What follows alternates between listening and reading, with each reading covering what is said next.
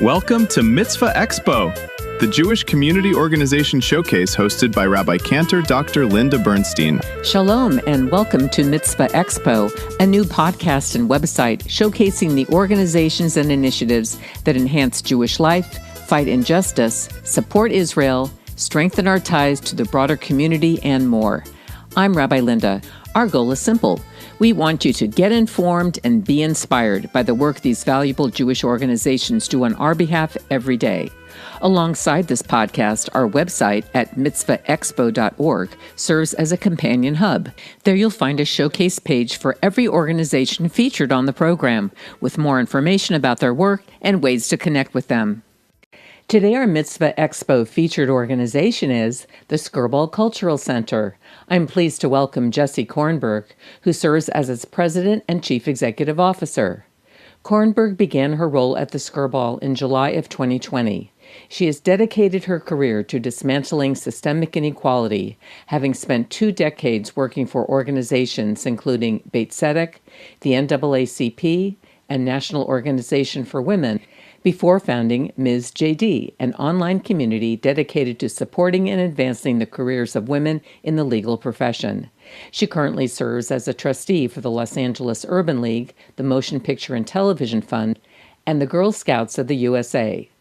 Open to the public since 1996, the Skirball is one of the world's most dynamic Jewish cultural institutions and among the leading cultural venues in Los Angeles. It is a place of meeting, guided by the Jewish tradition of welcoming the stranger, and inspired by the American democratic ideals of freedom and equality. Permanent exhibitions include Visions and Values, Jewish Life from Antiquity to America, and Noah's Ark at the Skirball. Temporary exhibitions include Outsiders, Outcasts, Rebels and Weirdos, Punk Culture 1976 to 86, Robert Russell and Lisa Edelstein, A Palace in Time, Inventing America, The Comic Book Revolution, and Common Ground by Adam Silverman. Other valuable offerings include school programs, free online curriculum, and public programs. Welcome to Mitzvah Expo. I'm Rabbi Linda Bernstein, and we are very honored today to have Jessie Kornberg, the president and CEO of the Skirball Cultural Center in Los Angeles. Jessie, thank you so much for joining me today. It's such a pleasure. I'm so happy to be with you. Great. Well, as I mentioned earlier, before we began the program, the Skirball Cultural Center is the first sort of cultural organization that we are featuring on Mitzvah Expo. So very excited to hear about it. And in looking and preparing for today's program, I see just a whole array of things that you do at the Skirball Cultural Center. And so I'm very excited to share that with our audience at Mitzvah Expo. And so we'll learn more about it. Even if you're not in the Los Angeles area, we'd love to share what's going on there. And maybe there's some ways that we can also take advantage of it, even though we're not in LA. Absolutely. Okay. Great. I can't wait to share. Oh, wonderful. Okay. So maybe just tell us a little bit about what you do as the president and CEO and like how long you've been with the organization. What brought you there? Well, I joke, I just try to get out of the way. Right? And, we can talk at some point about what leadership requires. And my job is equal parts leadership and management. I'm helping people untangle complex problems and I'm helping people cope with change. That's how I think of my role. But I think the history of the Skirball Cultural Center is really interesting for Jewish community organizations nationwide. So I'll start with a brief background if that's helpful. Sure. First, because if you're in the Jewish communal world, maybe you've heard the name Skirball, even if you don't know about the Skirball Cultural Center. And that's a credit to our namesake, Jack Skirball. So what the Skirball story really begins in Cincinnati, Ohio, about 150 years ago at the Hebrew Union College, which begins a study collection of rare books and manuscripts for their students. And over the decades, that collection grows for different reasons into the largest collection of Jewish ritual art and object in the United States of America. And that collection moves from Cincinnati, Ohio, the site of the first Jewish museum in the United States. That collection moves to Los Angeles in the late 1970s, thanks to a matching grant from Jack Skirball, who at the time was the chair of the Board of Governors of the Hebrew Union College. And it moves to Los Angeles under the leadership of a young visionary leader at HUC and of the Reform movement, Rabbi Dr. Uri Hersher. And Dr. Hersher is credited as the founder of what we now think of as the Skirball Cultural Center. He has this idea for a non-theological cultural destination that celebrates Jewish American history and values and community. And that spins out of the Hebrew Union College to the site you see behind me. And Jack really believes in that vision, and he and his wife, Audrey, and his foundation make the gift that makes the building of our campus possible. And so today, the Skirball, designed by amazing architect Moshe Safdie, today the Skirball is 15 acres in the Santa Monica Mountains overlooking Los Angeles. We have that museum collection and 10 galleries and exhibitions in any given year.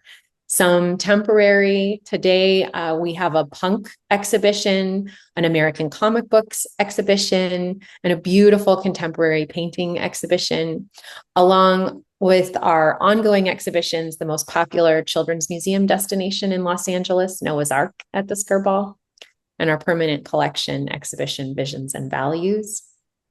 And then we've got, on any given day, classes, school tours, performance, lectures, about 500 programs a year, including about 250 programs where we provide the venue and community organizations use our site for their convenings, their events.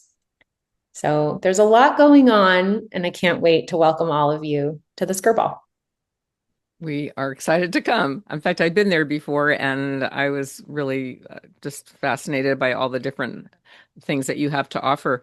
What do you feel is your mission as an organization, particularly pertaining to the Jewish community and also to the community at large? Absolutely. The mission statement begins with the phrase, "We are a place of gathering inspired by the Jewish tradition of welcoming the stranger." And you really feel that all day, every day at the Skirball. It really is about bringing people together physically in a place and doing it with a particular emphasis on an arms wide open. We literally have one of our biggest buildings on campus is designed in the spirit of the tent of Abraham, right? And this idea that like your tent flaps are open before you even know who's coming, right? It's all how is well. we think of being Jewish. And it's how we think about sharing what it means to be Jewish to all kinds of visitors. We have about 500,000 visitors a year, and most of them are not Jews. And every one of them should have a Jewish experience at the Skirball. And we want that Jewish experience to start with this kind of surprise of like, wow, it's so nice to be here. Everyone's saying, "Hi, can I help you?" Everyone's saying, "Welcome to the Skirball." We want every single person who comes to the Skirball leaving both realizing that they've had a Jewish experience and feeling really good about that, and feeling like, gosh, this whole place was like built just for me, And so that's how we think about our mission. And how do you distinguish yourself from other Jewish organizations like a JCC's or other Jewish museums around the country? Yeah. Well, I think we're different from a museum because we have a lot more going on. So we are museum plus, right? And some of the things we do feel a lot like a Jewish museum. And then some of the things we do might feel more interactive, more cultural, food programming, dance programming, words and ideas, classes, community events, a 3,000 person Hanukkah festival, that might feel more like a JCC. Or more like any community art space. And so I think it's sort of like a Jewish museum plus a JCC plus a community site plus a garden plus 2 cafes plus retail plus. Right? So it's kind of your own brand of Skirball Cultural Center. It's just like a center for culture and of all sorts. Yeah. Yeah. So I think for folks who are more familiar with New York, sometimes I try to say, oh, it's like the Jewish Museum plus the 92nd Street Y plus the JCC plus a park, right? And then for folks in LA, they will quickly say, oh, I know the Skirball. That's where I go for my fill in the blank, and depending on who you're talking to in LA, it could be lunch with my grandmother, Noah's Ark with my grandkids, prom, everything in between. Wow. So you've got all the bases covered in a sense. Now, you mentioned one Jewish value, which was, welcoming the stranger. Are there other Jewish values that guide your work as well? Yeah, so we've articulated 6 Jewish values. We've talked about welcoming the stranger. All 6 are rooted in Torah and Talmud, and so have a sort of ancient textual foundation with a Skirball interpretation. And so some of the other values we talk about are seeking learning and how important it is first to study before you act. We talk about pursuing justice and this idea of making sure that everyone is safe and that we are fair to others. We talk about honoring memory. That's actually the value we talk about first in a lot of contexts, that none of us are anything if we don't understand where we've come from and who came before us, and that history is where we find the strength we need on our hardest days, and ancestors are where we find the strength we need on our hardest days. We talk about showing kindness, and that's a lot of what people feel and say back to us when we kind of demonstrate that idea of welcome, is this idea of kindness. So those are some of the things we talk about. And then, of course, the biggest one and sort of the overall is building community, and the idea of Judaism and of Jewish culture as a fundamentally communal experience, that we don't do this alone. When you think of Jewish culture, do you think of like that's sort of core to being Jewish, is to have a cultural element to the Jewish experience? I think there's a lot of ways to be Jewish. And so for some people, that culture is the core way to be Jewish. And then for some people, it's really about belief. And then for some people, it's really about ethics. And then for some people, it's really about family, and on and on and on. And I think one of the things I like the best about the Skirball is however you are Jewish, that's the perfect way. And that could include being not Jewish at all, right? And that's really the heart of the idea of our Jewish welcome, is come as you are and find yourself here. Like, let's have a sufficient diversity of offerings that whoever walks in the door, they find what they need and who they want to be. That's great. So one thing I notice is that you have things for all generations, from kids up to seniors. So what's your kind of philosophy about that in terms of drawing in families, drawing in all generations? Yeah, that's always been at the core of the Skirball's mission and practice. I would say right now, in this moment, it feels particularly valuable to offer intergenerational experiences of all the things that divide us: politics, community, race, religion, you name it. I find the generational divides are sometimes the hardest to bridge. And so if we can be a really nice, fun, welcoming, easy place to spend time with somebody older or younger than you, we feel like that's a really distinct contribution to communal life in Los Angeles. In order to have something for everyone in that regard, whether it's age variations or it's just background, ethnic background, or educational background, you probably have to kind of select very carefully the collections that you do present. And I was trying to kind of characterize them: a little bit eclectic, a little traditional, a little modern. Kind of what's your philosophy about the best mix for the Skirball to be offering? Yeah. So first of all, there's a really important distinction between what you said, which is exactly what we're trying to do, have something for everyone, versus thinking everything is for everyone. I think the first piece is to acknowledge that we have a really broad range of potential visitors, and not everything is for everyone. So when you're making sure that there's something for everyone, it starts with identifying what are the types of visitors that are coming and what do they need and want, right? And then catering to those different visitors in different ways. And the person I quote maybe more than anybody is LL Cool J, for us, by us, FUBU, right?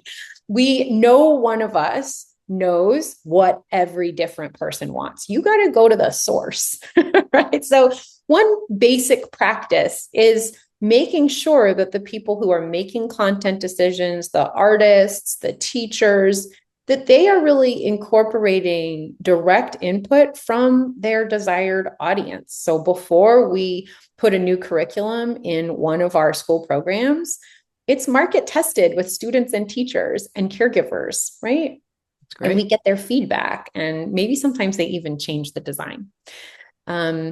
So what I would say is, number one, we're trying not to alienate anybody. That's different than catering to everyone all the time. Trying not to alienate anybody. And that means being safe for little kids, right? So our content, right now we have a punk rock show. That punk rock content is edited because there might be mature content, but a toddler needs to be able to get lost and stumble into that gallery and be safe, right?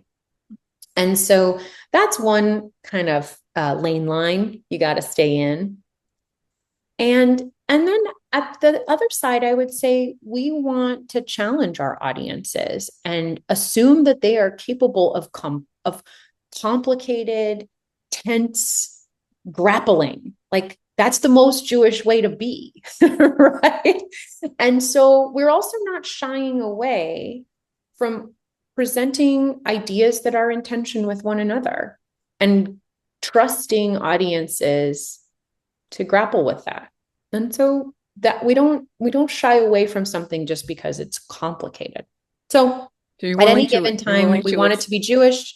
We want to think about core Jewish American experiences around immigration, belonging, inclusion, civil rights. How is it that Jews have thrived in this country? What do we want to learn from that? So a lot of our stories hit on those themes with those lane lines. Don't be afraid of complexity. Make sure it's safe for little kids. Those are two great guidelines. And also, I guess just willingness to experiment a little bit, because I think that's how you stay fresh, and that's how you become sensitive to what the changes are in the culture, in the society as we go forward. So being nimble enough to be able to do that is great. Education is a huge component of the Skirball. And how does that take place? Like you mentioned that you test programs in classrooms, and that's one way. But what are the kinds of educational programs that you do offer, both for parents and children and for teachers as a resource tool? Yeah, so the heart of all of our education work really starts in our school programs, and we're, destination for 30,000 school children, either with an organized school tour or an after school or recreational care provider, like a summer camp or, something like that. So we have school programs for pre-K through 12, and those are curriculums designed for sort of age-appropriate growth from Noah's Ark all the way up through maybe right now our temporary exhibition on comic books, for example. There's an archaeological curriculum that's based in our archaeological collection, and then we actually have dig pits. People can, this is really designed for 4th to 7th graders. They get out there with their brushes and their picks, and they think about what we can understand about the past and the present from these artifacts. And so it runs the gamut from that social emotional learning in Noah's Ark, where we're thinking about second chances, to that middle ground where we're thinking about identity and destination, all the way up to, our high school students who are really thinking about who are they going to be and where are they going to go. Our education department, we're in LA. So, lean into your assets, right? We're in LA. This is a city of incredibly talented, creative people. So most of our educators are artists. They are performers, storytellers, puppeteers, dancers, singers. And so our education team is an ensemble. And coming here, you're not just exposed to art on the walls, but you are engaging with an artist. So that's a lot of fun. And then this year we expanded our offerings to include a learning garden, which we're just so lucky to be able to do. So it's a Jewish permaculture design, and it's for both adult and young learners to get their hands dirty, harvest, and understand how we take care of the land in a sustainable way, informed by ancient agriculture. So that's been a really great environmental science curriculum we added on this year. And then beyond school programs, we think about a lifetime of learning. And so those are everything from book clubs and book groups to lecture series, small classes, applied arts classes, and on and on. Mahjong is a really popular class right now. Mm-hmm. So do all these things occur at the Skirball Cultural Center versus programs that might be exportable to classrooms around LA or in Jewish day schools or whatever? Yeah, we are really lucky. In 2020, in the midst of the pandemic, we had the opportunity to build a full digital suite for our pre-K through 3 curriculum design based in Noah's Ark. So that's Art of Imagination, which continues to be an invaluable resource at home and in class for those who can't make it to the Skirball today. So that's an incredible opportunity to see what we're doing over and over again. We actually know people like to tune in and sing those songs with their toddlers over and over again, especially when they want to go to Noah's Ark and today's just not the right day. And so that can be experienced anywhere. We do have school-based residencies. They're fairly limited. So we just have a few of those any given year. Everything else is here. So anybody who's listening on any part of the country could actually tune into some of your programs via Zoom or webcam or whatever. Yeah, absolutely. There is a YouTube channel with recordings of all kinds of programs at the Skirball. And then the Art of Imagination curriculum is on our website. And there are all kinds of, you can print out worksheets and arts and crafts projects, all that kind of good stuff. Wonderful. Well, while you mention it, why don't you tell us what your website is so that people know how to tune in? Skirball.org, Skirball.org. Wonderful. So you mentioned some of your main exhibits that you've got going on. Are there any exciting upcoming exhibits you can give us a preview of? Absolutely. So we are excited to be working with an artist in residence named Jenny Yershansky. She's a participatory artist, a series of workshops this year, working with community members to identify everyday heirlooms that represent their family's immigration story. Jenny herself is twice a refugee, a Jewish artist born originally in Russia, who has moved twice to find safety and freedom of religion, eventually coming here to the United States. And she has this beautiful practice of identifying these objects that represent those journeys, thinking about what we carry with us when we seek refuge and how we bring the past into our lives. And she 3D prints replicas of those. They look like almost like ivory, the way that they come out. But of course, they're an environmentally sustainable practice. And that show will come in the fall, displays of those objects and the stories that they represent. So I'm really looking forward to that. We had an amazing series of programs on Black Jewish solidarity, both looking backwards and thinking about the future. And that was a program that was really designed and executed by our artist in residence in 2024, Patrice Colors. And she has created a really big sort of culmination piece, both a video and audio sensory experience that captures what we experienced during those programs and what we learned about how to build a sense of solidarity. And that show will also open in the fall, which I'm really looking forward to.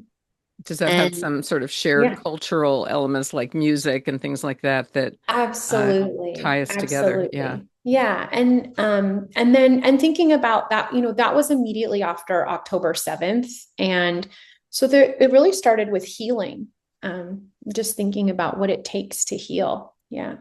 And so that project is coming in the fall. And we have a really beautiful Judy Chicago show coming about a year from now, which I'm excited about, and more to share soon. Excellent. If someone wants to give philanthropically to the Skirball Cultural Center, what would they be supporting when they do that? And how can they do it? So most of what I just described for you is offered free of charge. That's what you're supporting, is access to fine art, to Jewish culture, to community experience. So museum admission, school programs, education programs, concerts all summer, festivals all year. We keep it accessible because of our philanthropic support. And a third of our operating budget is donated by really dedicated, incredible champions who believe in keeping access to the Skirball open to everyone. So for more information about the Skirball, another place you can go is at mitzvahexpo.org. The Skirball Cultural Center has a showcase page on the website, and that's where you can get some of the links and to some of the programs that we've been talking about and read more about it. So I hope you do. Yeah. Our listeners out there and viewers, please go to the mitzvahexpo.org to see the Skirball Cultural Center showcase page. So what are some other ways that people can get involved at the Skirball Culture Center, other than, let's say, buying an admissions ticket? I mean, do you have like a membership? Are there volunteer opportunities? Ways that people could bring their classrooms in to visit with you? Yeah, absolutely. So yes to membership. We would love to have you join our community and sort of say yes to this idea. Also, volunteerism powers every best experience at the Skirball. Our greeters, our docents, many of our educators, all volunteers. We have more than 200 volunteers.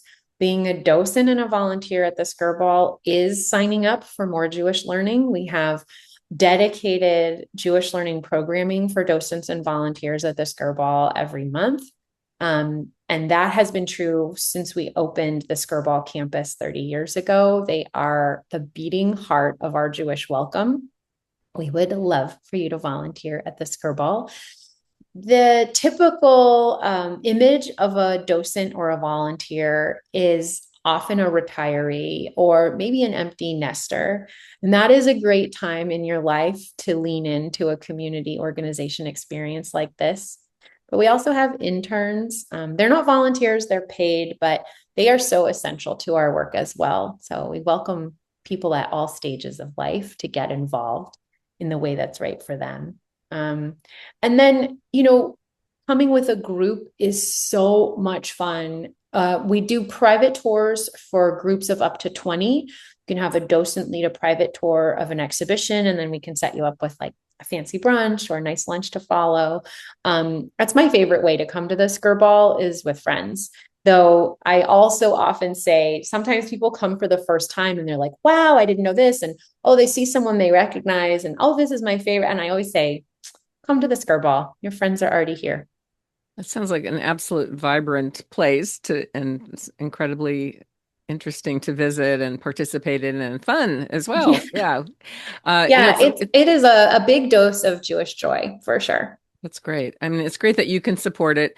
Unfortunately, in San Francisco, we just had the closing of the Jewish Contemporary Museum, which is very sad. So in your view, is there hope for Jewish culture going forward, and how do you kind of see that in the future?